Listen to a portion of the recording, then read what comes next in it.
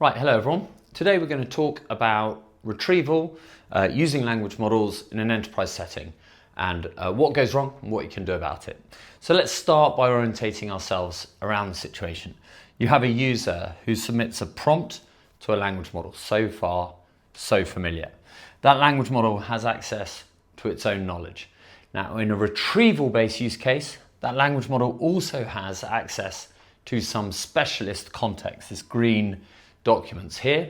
And in order to make those documents available for that language model, they get chopped up into what we call chunks, and those chunks are placed on a vector database where they're distributed based on their meaning. So here are all the points at which that process can go wrong. First of all, your user can submit a prompt that's too vague or too general, and that results in the language model retrieving the wrong thing from the vector database because it doesn't understand which chunk is most relevant to it, or axing stuff out of its knowledge. The next thing that can go wrong is the language model's not good enough, so it doesn't understand the prompt.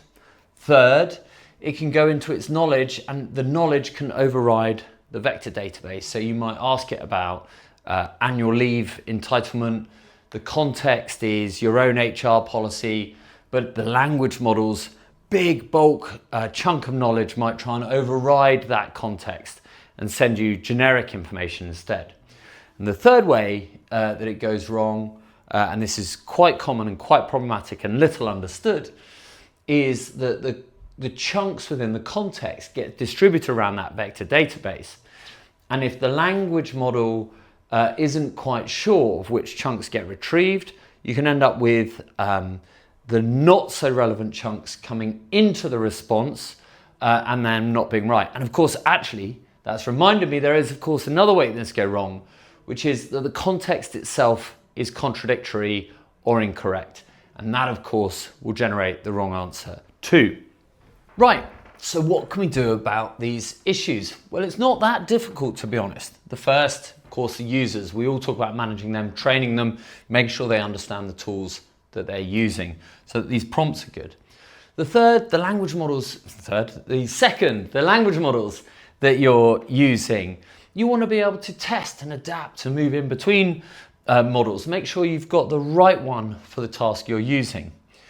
The next issue is this knowledge, this great mass of information that these models are scooping up from the internet every day. Sometimes you might just want to close the model off from its knowledge and just have its semantic understanding. Sometimes you might want to regulate the way in which it uses that knowledge. And of course, there's the context. You've got to make sure that it's the most up-to-date context, that it's not contradictory, that you properly understand it. But perhaps the most critical thing, because it's the most technical and it's the thing that's hardest to see and understand, is the way in which that context is vectorized.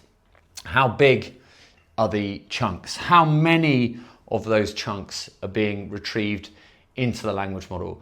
These all massively affect the quality of the response that is sent back to the user or is outputted through that workflow. So just in summary then, if you want to build even quite a simple retrieval use case like this, you need people that understand what they're doing. You need real flexibility around both the language models and the knowledge those language models are trained on. You want to be in full control of both your context and how it's vectorized, and you want to be able to configure the way in which those vectorized chunks are returned into the model to get the output that you need. And if you can do all of those things, the chances are you'll be able to produce some fantastic changes and improvements for your business processes.